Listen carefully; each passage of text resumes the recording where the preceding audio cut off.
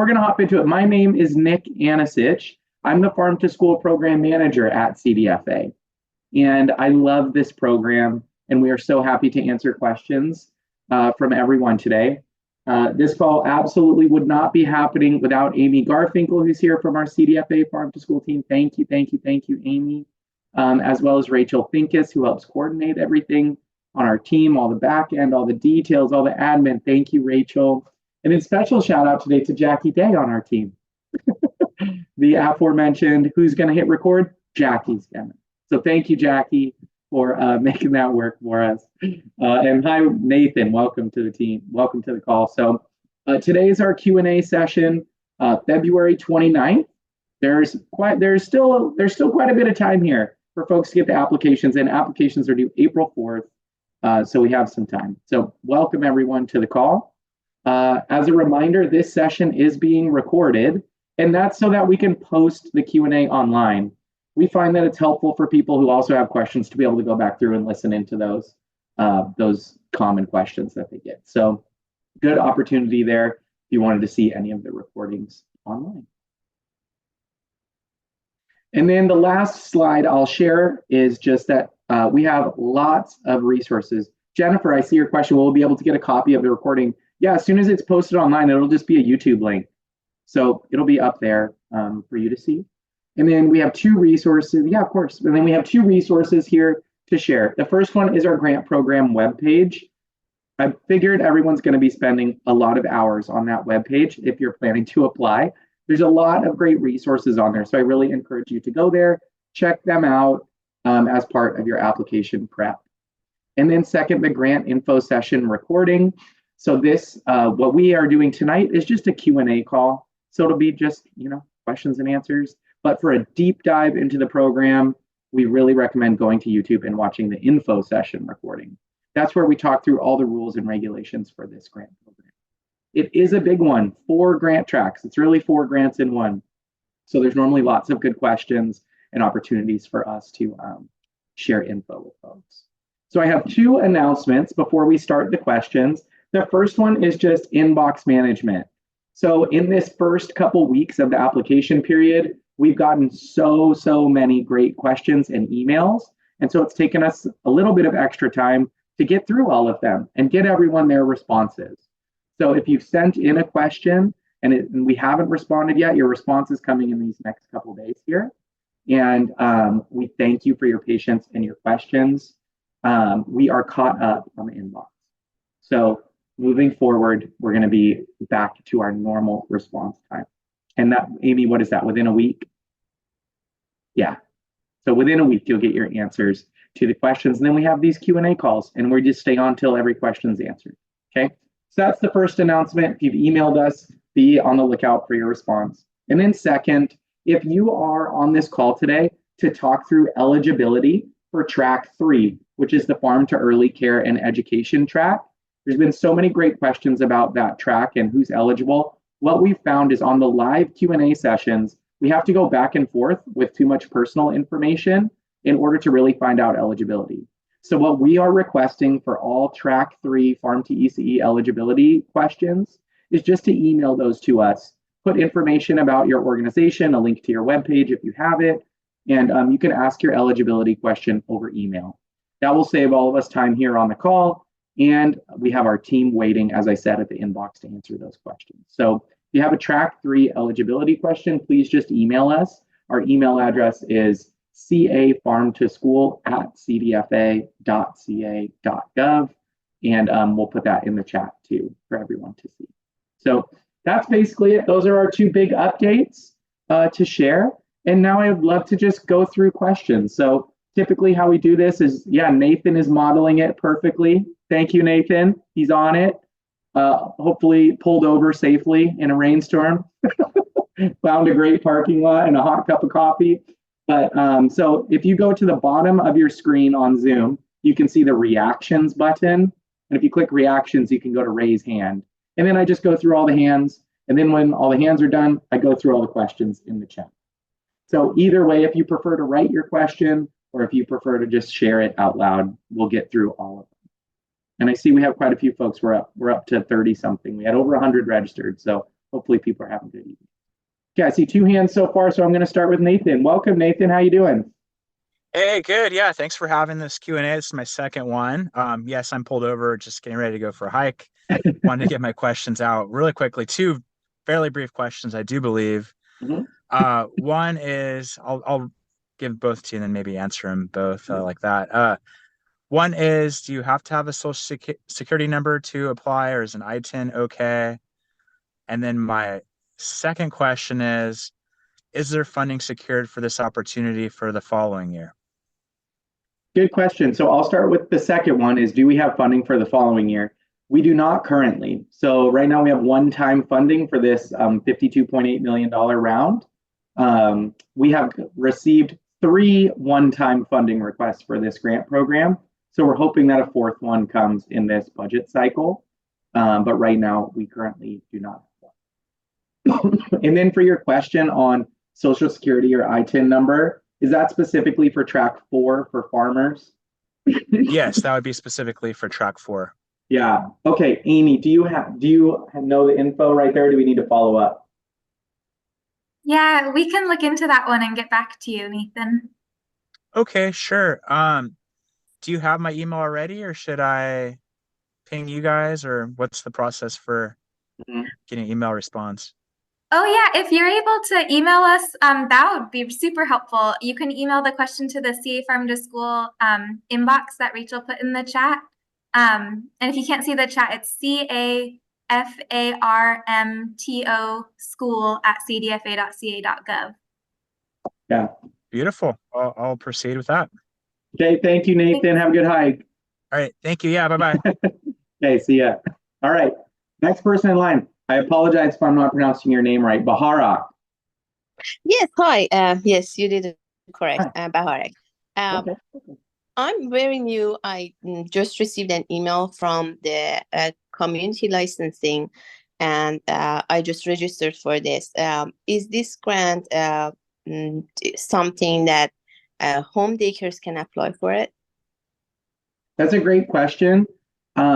We have information on that. If you email us at that cafarmtoschool@cdfa.ca.gov and put information about your family home daycare, whatever it is that you're running, just tell us what type of operation it is, and then we can tell you specifically how it would be eligible to receive funding. Thank you. Yeah. I appreciate it. Yeah, thank you. Okay, next is Jennifer Brennan. Hi, Jennifer. How's it going? Hold on, you're muted. See, unmute. Unmute. Am I there you unmuted? are. Hi. Okay, I have a couple of questions. So this is regarding track 4. I'm a farmer. Yeah. And it is going to be regarding the letter of my first question is regarding the letter of intent. So may the letter intent be from entities that we have previously if we've previously received a grant, can it be someone that we're already currently working with? Amy? Yes. Okay, perfect. And that was an easy answer.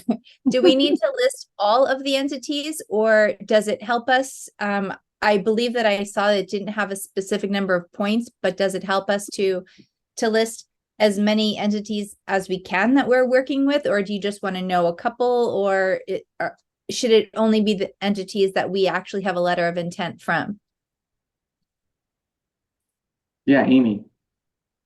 Great question, Jennifer. Yeah, so in the track for application, let me find that question number. I think it's 18B, maybe. Oh my gosh, thank you. Thank you. That's perfect. So the question is saying that a track for applicant would need to be partnering with one or more of the eligible entities. So that could be a school district. That's a school food authority operating the National School Lunch Program as an example. So at least one is required. And then the letter of intent would be, if you list one, then the letter of intent from that one partner is required. If you list two, then a letter of intent from each of those partners that you list would be required. So it's just up to you, the number of partners you would like to partner with in your track 4 proposed project. And then any that you list, you would need to submit a letter of intent from them. So yeah. Perfect. But there's Okay, there's no additional points though for having like 18 partners. No, Okay. it's just the eligibility is just one.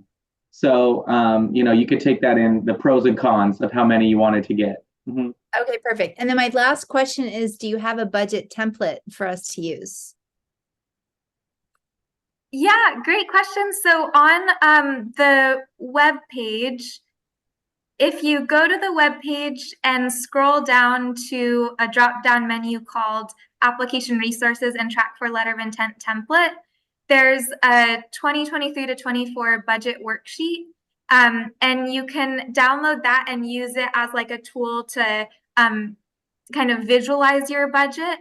But then once you're going into the online Track 4 application, that Excel budget worksheet isn't actually something you would be uploading with your application. Instead, it's kind of like question and answer format where you'd be filling in the budget information, but you could then refer to the budget worksheet you filled out to like pull answers from, if that's helpful.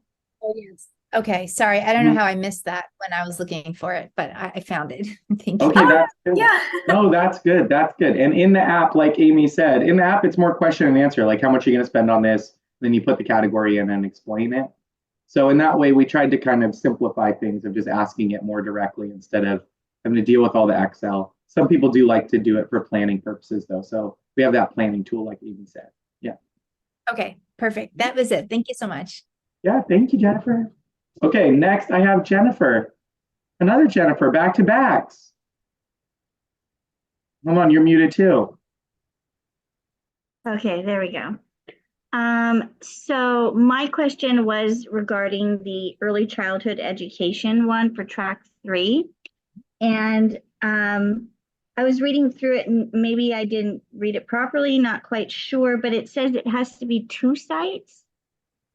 Or is it only 1 site that can be eligible? Do you have to have multiple sites? That's a good question. So for all Farm to ECE Track 3 eligibility questions, we're requesting you just email it in and tell us about your organization and what you're hoping to accomplish. And then we can tell you exactly what the eligibility requirement is. That's the best way to do it right now. So if you email us cafarmtoschool@cdfa.ca.gov, then that track 3, we've just found it's been really tricky and it sucks up a lot of time on these calls. So if you email us, tell us the info, we'll be able to just let you know right away. So one other quick question, should I just go ahead and email everything and like this, would this be beneficial to continue to listen to or? If you wanted to hear what other questions are, then yeah, but specifically the eligibility stuff, if you're just interested in track 3 eligibility, the best use of your time is just to email us right away. Okay. All right. Thank you so much. Yeah, thank you. Okay, Robert, how's it going? Great. Yeah, I got a couple questions about track 4. Mhm. Currently, I am, my first, my farm lease arrangement is under my name, and I've just formed a partnership with somebody to do some expansion. Would I need to have a whole new lease under the company name, or should I just apply under my name? It's really up to you. As long as you feel comfortable applying, like if you felt more comfortable in your name, then you could apply in your name as a sole prop. That would be fine. We don't ask for like your lease information or anything like that. It's just however your business is running. Okay, and then I had some questions answered. Thank you about use for farm labor, which is a really critical part of our expansion. Being able to, you can only get so much from a volunteer and legally. Right. Anyways, we do have volunteer stuff happening. And currently I'm working with 2 schools. Well, the school district, which this region encompasses 4 schools. And then there's a charter school that's on board. Through my expansion, I'm expanding to plot the county south in Mendocino County. And I'm engaging with some of the schools there. They seem interested. even if I didn't get a letter, let's say from that other county school, would I be able to use any of the funds in my budget to engage with the school, even if they were willing to buy food or have programs? That's a good question. So let's say, and like Jennifer from earlier too, you're asking about, you have a lot of possible partners, right? And you're only required to have one for the app. So if you had somebody, let's say you have Arcata or somebody, Arcata Unified is signed on, and now you want, as the grant goes on, it turns out one of these schools in Mendo wants to work with you. The question is, would you be able to also work with them even if they weren't your project partner, right? Yeah. Amy, Yeah. can you talk that through? Sure. Yeah. Hi, Robert. Great question. So like going back to Jennifer's question, when filling out the Track 4 application, at least one of those eligible partner entities is required, and then a letter of intent from each partner entity you list would be required. If there are partners who beyond that, minimum of one, if there are other partners who are maybe like not quite yet a partner, like not yet to the stage where you're getting a letter of intent from them, but you are interested in like pursuing collaborating with them as part of your Farm to School project, perhaps that is something that could be part of the Farm to School work plan is, project activities will include seeking to build relationships with additional school districts in the area. So, yeah. No, that's great. That really answers it. And I'm getting a strong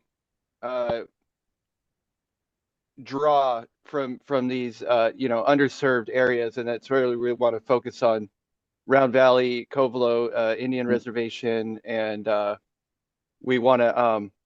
They're already doing a garden project, and I want to help them. So, awesome. So my last question is generally simple. It's just having to do with the budget. Let's just say I have in there $65,000 budget for a tractor.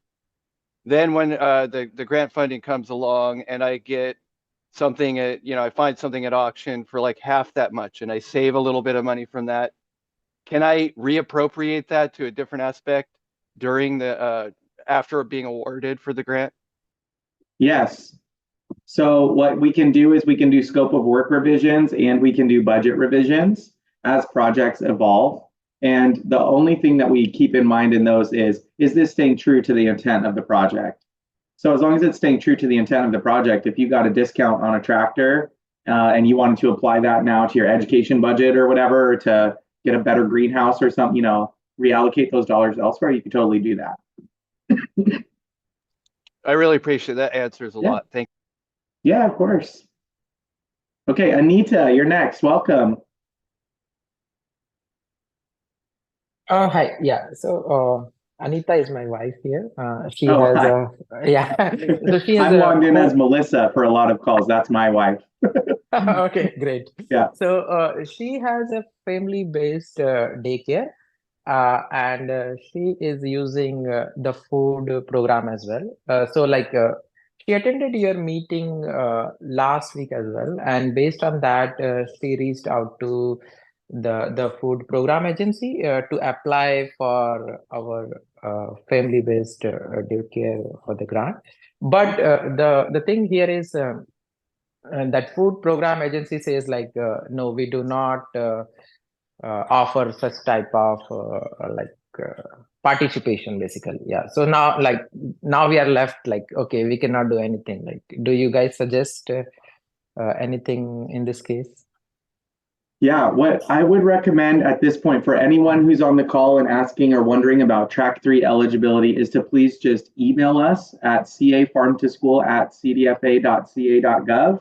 And if you could share what type of entity your organization is, if you're a child care center, a family, what's the term? Family home center? What is it, Amy? I can never remember. Yeah.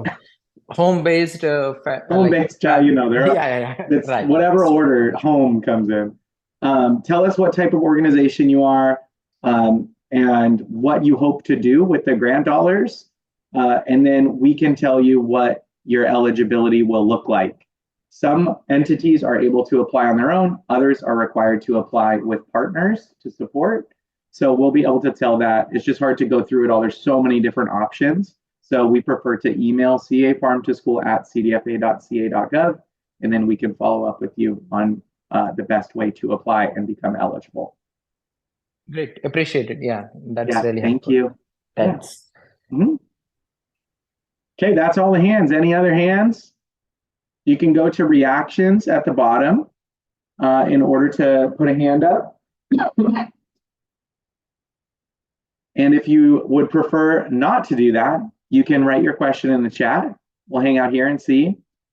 I do have one question from from Jennifer T. I think would a direct number to call, or is it just an email? It's just an email. And then will there be a Q&A specifically for track 3? There will not be a Q&A specifically for track 3 eligibility questions. Again, it's like gets into personal information for people's home life and that sort of thing. So we just want to handle all of those over email. Yeah. Any other questions that people have for us? You're just all ready to apply? It's a lot of money, 52 million bucks. Yeah. Okay. Well, I feel good about it. You all feel good about it? Hi, I have a question. Yeah. Welcome. Hi, my name is Sandra, and I do own a family child care business. And I was looking at the requirements for home-based daycare. It was asking for at least to have a teacher's associate permit, and that's still a requirement, because I do had it in the past, but I let it expire because it's hard for me to take the classes. But I want to know, is that still one of the requirements? Yeah, thank you. Tell me your name again. My name is Sandra Arevalo. Sandra, thank you for your question. So within track 3, it says to have the teacher permit for childcare. Amy, is that a requirement, or is that just a way to get some extra points? Correct. Yeah, it's not a requirement. Okay. Yeah, not a requirement, good. so you could still apply. And for ideas, you said just to email you and tell you that we own a home-based daycare, and you give us, like an advice how to do it. Yeah, if you email us about eligibility to make sure you're eligible to receive funds, you can email cafarmtoschool@cdfa.ca.gov. Okay. And just tell us what type of entity you are, what you hope to accomplish, and then we'll tell you how you can be eligible. Okay, for accomplishments, I love gardening, and I teach the kids how to garden, how to grow potatoes, stuff like that, and I love it. But I see that these funds are like for big projects, and I don't have any clues, or I would like to have more conversation about, like, to tell me what to do, or what kind of projects to do in my garden. Like I do have a big backyard, and I would love to do something. The kids will love it. Yeah. So email us, and then we'll send you recordings. So one of the links that we've, and Amy or Rachel, if you could put it in the chat, we have an info session that goes on in depth onto each grant track. And it has some example projects and things that people are doing. So email us. Check out the info session, and then we'll talk again. Sounds great. Thank you so much for the information. Yeah, thank you. Have a good evening. You too. Bye. Okay, bye. Okay, Lynn Lopresto. Hi, Lynn. Hi, Nick. How are you? I'm doing good. I just had a question because I was reading your roadmap and the planting the seed, and so developing model K-12 education standards. And so I was just wondering kind of where you are in that process, and looking at the track 2 and the technical assistance. And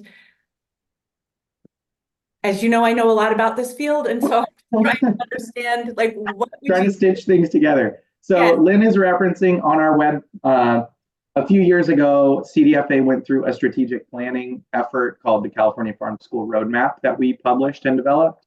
One of the goals of the roadmap, it has a lot of goals, So if you're a deep dive research person and you love reading long government reports, Sorry. this will be great Call for me you. out, yes. Lynn, shout out Lynn. Somebody wrote the report. I mean, love when anybody reads it. But it just has like a lot of the information that set up our program now.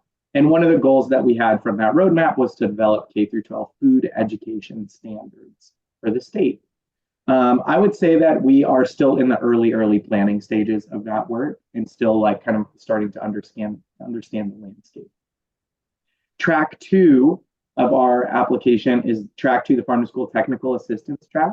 And within track 2, you can select the education bucket in order to provide technical assistance around hands-on food education to school food authorities and partners. So I would say that that track was designed in order to better support all of the great food education organizations that are in California, to not require them to be experts in all of farm to school, but allow them to shine that expertise in the education fields that they know so well.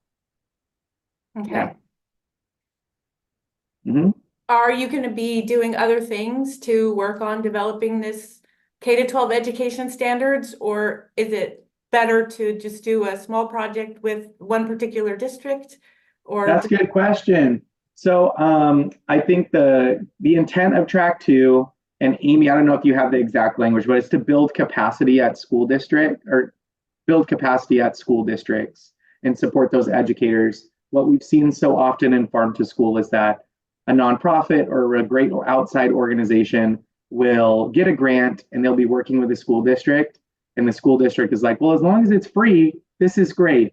And then as soon as the school district has to invest in it, it might not, continue. Or there's that one hero teacher who's doing everything for everyone. And then once that teacher burns out, it doesn't.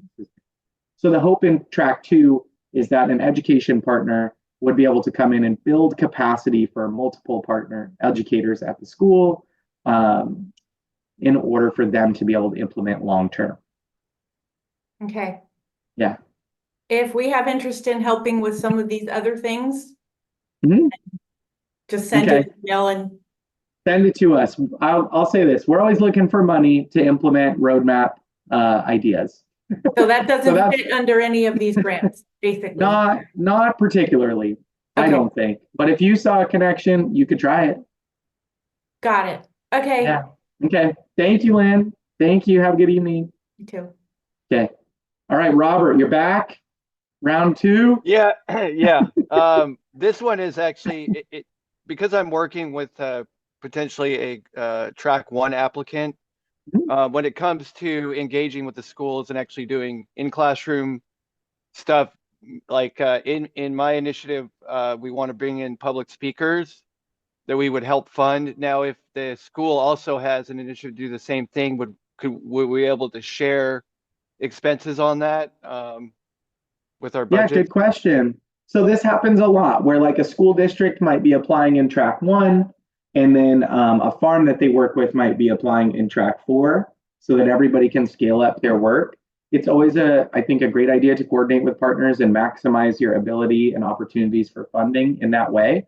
The only tricky piece is that each project needs to be able to exist on its own. So let's say only the track 4 grant came through, or only the track 1 grant came through. Either of those would have to stand on their own. You just can't rely on that funding, and then you can't duplicate the funding across things. So like if you had funding in your track 4 budget for a guest speaker, and somebody in track 1 had funding in that budget for the same guest speaker, like you couldn't double bill it to us, basically. Got it, but we could share it, like split it halfway, like that. And I if you wanted see how to, the but then standalone is. Yeah, if you wanted to, but then if only one of you got the grant, then you couldn't get that guest speaker because you'd only have half their rate. You know what I mean? No, it's not something I would count on, but of course, okay. I see the intention of it being able to stand alone. I'm like, how can we leverage our network to make this more of a robust program? And if that frees up some budget dollars to reappropriate into something even more exciting, then we can actually do that through the process. Yeah. Mm-hmm. Love it. Okay, couple questions here. in the chat that I'm going to go to. Again, if anybody wants to have another question, they can just go to the reactions at the bottom and raise a hand. So the first one I see is from Janice, and it says, any tips or tricks for track 1 applicants? I'm just listening in before I start my application this weekend. I would say the best tip is to just get into that application and start answering questions. And then let us know when you get stuck.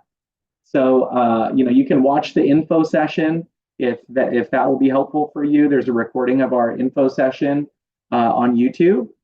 So you can watch that, and it's linked on our webpage. And then after that, I would just get into that application, because the questions, we tried as best as possible to make them clear and direct. And I guess this would be the other thing. So watch the info session for track 1, get into the application, and also look at the scorecard. So on the webpage, under apply to the grant, you click that little pop-down menu, there's a link, and there's a document on there that has every single question and how it will be scored. So I would just start with that and look, hey, where's the big points at? Make sure you're going to have the info to answer those.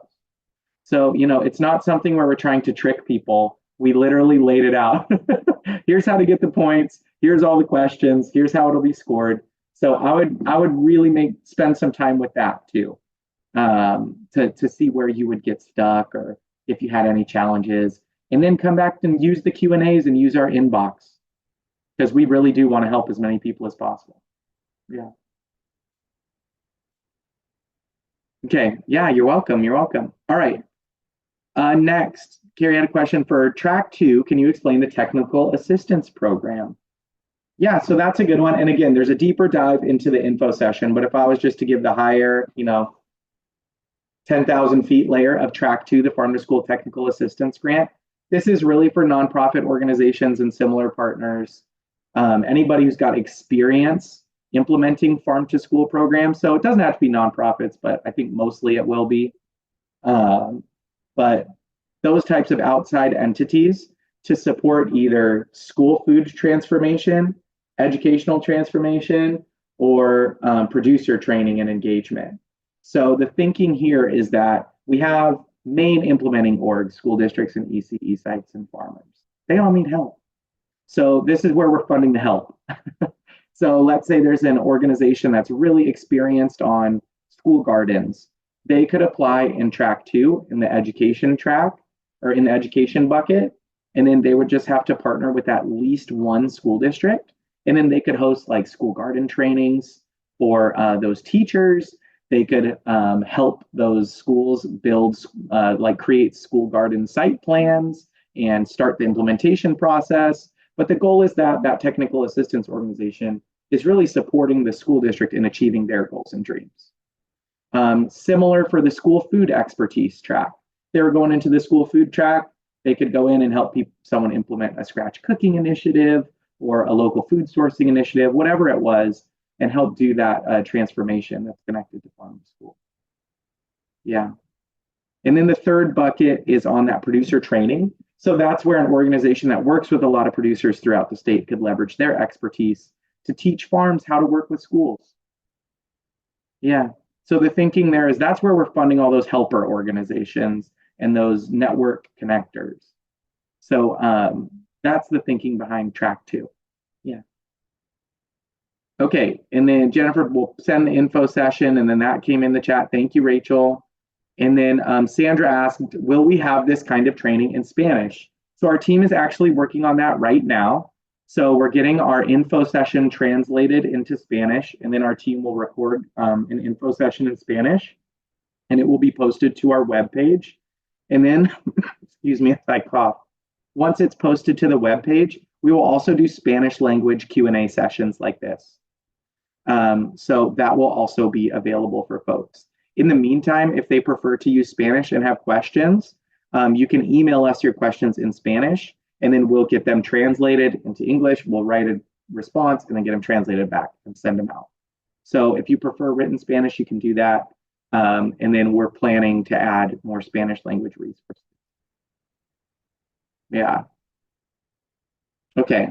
And looking at the YouTube. Okay, thank you. And then Amy put more info on on the track 2 grant in the chat also. Okay, one more question that I see in the chat is, can we work with an organization that gives food to the needy, like an Open Hearts Kitchen who gives out food donations? It really depends on which grant track you're applying for and who you want to partner with. Typically what we say is anybody who you can connect to your farm to school project, you can write in as a partner and make them part of your project team. So if that organization was going to come in and help you achieve your goals and the goals of the program, then sure, you could partner with them. It's totally up to you in the way that you want to connect the goals of the program, your personal goals, your organizational goals, and your partners. So, we try to make it, as clear as possible in the application and in the scorecard, what matters and what we're trying to fund. So, after that, you got to connect the dots for your vision and dream. Yeah.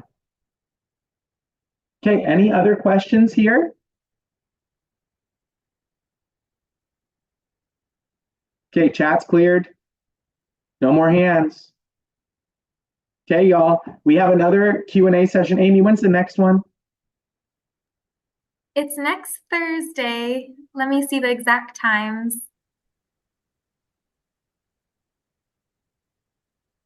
Yeah, next Thursday at 10 and 11:30.